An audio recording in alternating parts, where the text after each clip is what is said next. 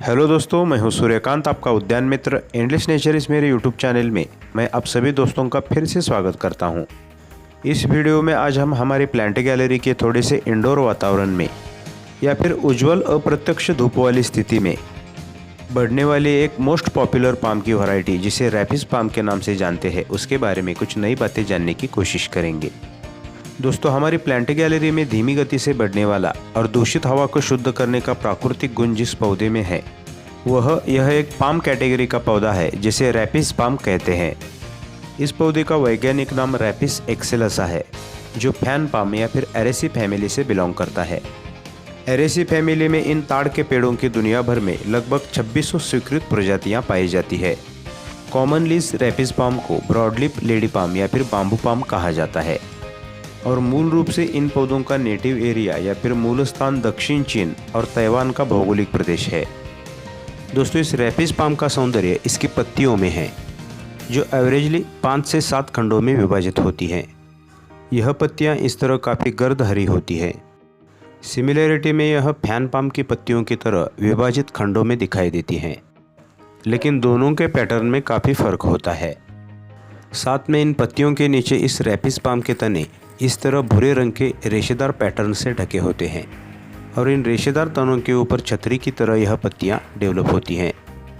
साथ में यह रैपिस पाम के तने बाम्बू के स्टिक की तरह सिमिलरिटी दिखाने के कारण इस पाम को बाम्बू पाम भी कहा जाता है। इस रैपिस पाम की हरियाली मेंटेन करने के लिए या फिर इसका सौंदर्य बनाए रखने के लिए हम पौधे के निचली तरफ के ड्राई लीव्स या फिर मृत पत्तियों को प्लांट से रिमूव कर सकते हैं। दोस्तों, यह रैपिस पाम की प्रजातियां फिल्टर्ड सनलाइट वाली स्थिति में काफ़ी अच्छी तरह से सर्वाइव करती हैं क्योंकि यह थोड़ा सा शेड लविंग कैटेगरी का प्लांट है। डायरेक्ट हॉट सनलाइट के नीचे या फिर हॉट सनरेज से इसकी पत्तियां जल जाती हैं और उसकी वजह से यह पौधा अपना सौंदर्य खो देता है।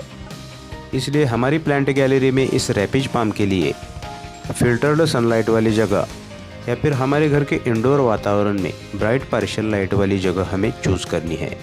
वैसे देखा जाए तो यह रैपिस पाम कम प्रकाश वाली जगह भी अच्छी तरह से सर्वाइव करने में सक्षम होता है क्योंकि पाम की प्रजातियों में से कुछ चुनिंदा स्पेसीज जो कम प्रकाश वाली व्यवस्था में भी अच्छी तरह से सर्वाइव करते हैं, उसी में यह रैपिस पाम का पौधा भी आता है।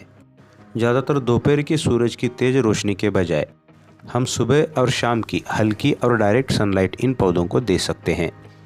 फिल्टर्ड सनलाइट के नीचे या फिर हल्की छायादार जगह में इस रैपिस पाम की पत्तियां गर्द हरी रहती है। इसलिए इस रैपिस पाम को हम हमारे घर के इंडोर वातावरण में सभी डायरेक्शन में ग्रो कर सकते हैं। साथ में यह रैपिस पाम का पौधा एयर प्यूरीफायर कैटेगरी का पौधा होने के कारण बस हमारे घर के आउटडोर गार्डन में पेड़ों से छनी हुई सूरज की रोशनी के नीचे इन पौधों को हमें ग्रो करना है। दोस्तों, यह रैपिस पाम का पौधा एयर प्यूरीफायर कैटेगरी का पौधा होने के कारण हमारे प्लांट गैलरी के इंडोर और आउटडोर वातावरण की दूषित हवा में से दूषित तत्वों को सोखने का महत्वपूर्ण कार्य करता है। यह हवा से बेंजीन, टोल्यून, फॉर्मलाडिहाइड, अमोनिया जैसे विषाक्त तत्वों को सोख लेता है और इसके इसी गुणों के कारण इस रैपिस पाम ने हमारी प्लांट गैलरी में बड़ी लोकप्रियता के साथ एक परमानेंट जगह बना ली है।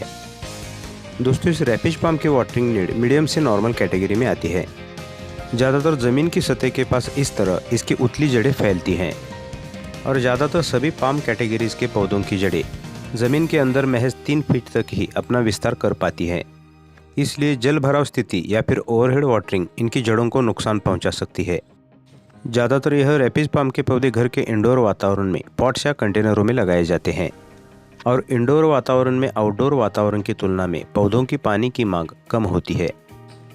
इसलिए पॉट्स या कंटेनरों की मिट्टी हमें अच्छी जल निकासी वाली या फिर वेल ड्रेन बनानी है जिससे एक्स्ट्रा वाटर गमलों के ड्रेनेज होल से बाहर निकल जाता है और इन पौधों की जड़ों के पास हम एक परमानेंट नमी मेंटेन कर सकते हैं। यह रैपिस पाम के पौधे सभी प्रकार की उपजाऊ मिट्टी में अच्छी तरह से सर्वाइव करते हैं। बस पॉट्स या कंटेनरों की मिट्टी के लिए हमें बेसिक पॉटिंग मिक्सचर के साथ देसी गाय के गोबर की खाद या फिर वर्मी कंपोस्ट जैसे किसी भी ऑर्गेनिक खाद का 1 पार्ट ऐड कर देना है और इस रैपिस पाम की एक परमानेंट ग्रीनरी मेंटेन करने के लिए इसको नाइट्रोजन युक्त खुराक हमें देनी है। इन पौधों की जड़ों के पास एक NPK बेस मेंटेन करने के साथ इन पौधों को हमें फॉस्फोरस बेस फर्टिलाइज़र भी देना है क्योंकि इस रैपिज पाम का एक मैच्योर प्लांट स्प्रिंग सीजन में या फिर वसंत के दौरान फ्लावरिंग करता है। इनफैक्ट मैंने शूट किए हुए इस पौधे पर अभी कोई फ्लावरिंग नहीं है, लेकिन स्प्रिंग सीजन में इस रैपिज पाम पर लगभग 1 इंच आकार के येलो कलर्स के फ्लावर्स गुच्छों में आते हैं। ज़्यादातर आउटडोर वातावरण में पार्शियल शेड में लगाए गए पौधे ही फ्लावरिंग करते हैं। इंडोर वातावरण में लगाए गए पौधों की फ्लावरिंग ना के बराबर ही होती है, क्योंकि हमारे घर के इंडोर वातावरण के आर्टिफिशियल ब्राइट लाइट के बजाय सूरज की प्राकृतिक डायरेक्ट या फिर फिल्टर्ड सनरेज प्राकृतिक रूप से फ्लावरिंग करने में पौधों को मदद करते हैं। हमारी प्लांट गैलरी में यह रैपिज पाम के पौधे एवरेजली 6 से 8 फीट की ऊंचाई तक बढ़ते पाए जाते हैं। इतनी ऊंचाई का इस रैपिज पाम का एक डेवलप्ड प्लांट काफ़ी सुंदर दिखता है। साथ में आउटडोर गार्डन में या फिर प्राकृतिक वातावरण में यह रैपिज पाम के पौधे न्यूट्रिशन के आपूर्ति अनुसार 14 से 15 फीट की ऊंचाई तक अपना विस्तार कर पाते हैं। डिजीज़ में इन रैपिज पाम के पौधों पर कभी कभार हमारे घर के इंडोर वातावरण में मिलेबग्स जैसी कीट का असर दिखाई देता है। यह मिलेबग्स पत्तियों के निचले भाग में अटैक करते हैं। यह कीट पौधों का सारा रस चूस लेती है। इस कीट का अगर ज़्यादा प्रभाव होता है तो उसका नियंत्रण करना थोड़ा कठिन होता है, लेकिन अगर थोड़े से कीट पत्तियों के नीचे की तरफ दिखाई देते हैं तो सिंपली उन रोगग्रस्त पत्तियों को हमें प्लांट से रिमूव कर कहीं दूर फेंक देना है और प्राइमरी स्टेज में देसी गाय के गोमूत्र या फिर नीम ऑयल जैसे ऑर्गेनिक पेस्टिसाइड का स्प्रे के रूप में हमें इस्तेमाल करना है। दोस्तों, इस रैपिज पाम का प्रोपेगेशन इनके बीजों से या फिर इनके शूट्स को विभाजित करके किया जाता है, लेकिन इनका जर्मिनेशन रेशो आधे से भी कम होता है। इनका अंकुरित होने का प्रमाण या फिर जर्मिनेशन रेशो लगभग 35 से 30% ही होता है। इसलिए इनके आधे से भी कम जर्मिनेशन रेशो की वजह से नर्सरीज में इन पौधों के रेट्स थोड़े से ज़्यादा होते हैं। रिसर्च के दौरान इस रैपिज पाम के पौधे में हमारे लिए और हमारे पालतू जानवरों के लिए कोई भी विषाक्त तत्व नहीं पाए गए हैं। इसलिए हमारे घर के इंडोर वातावरण में हवा को शुद्ध करने के साथ एक परमानेंट ब्यूटी क्रिएट करने वाले इस रैपिज पाम को हम हमारे बेडरूम में, लिविंग्स रूम में, रसोई घर या फिर डाइनिंग रूम में टेबल प्लांट के रूप में, खिड़कियों से वगैरह जहाँ भी सूरज की फिल्टर्ड रोशनी आती हो वहाँ ग्रो कर सकते हैं। साथ में हमारे घर के आउटडोर गार्डन में भी इस तरह गार्डन बेड्स पर, साथ में ऑफिसेस, मॉल्स या फिर होटल जैसे कमर्शियल जगहों पर भी लैंडस्केपिंग पर्पज़ में इस रैपिज पाम के इस तरह गार्डन बेड्स बना सकते हैं, क्योंकि यह रैपिज पाम के पौधे हमारे आसपास की हवा को शुद्ध करने के साथ साथ एक स्थायी सुंदरता का निर्माण करते हैं। अच्छा, तो दोस्तों, अगर वीडियो अच्छी लगी तो वीडियो को लाइक, शेयर और चैनल को सब्सक्राइब करना ना भूलें और पास के बेल आइकॉन को भी प्रेस कर दें, जिससे आगे आने वाली वीडियोज़ की नई नोटिफिकेशंस आपको समय पर मिलती रहेंगी।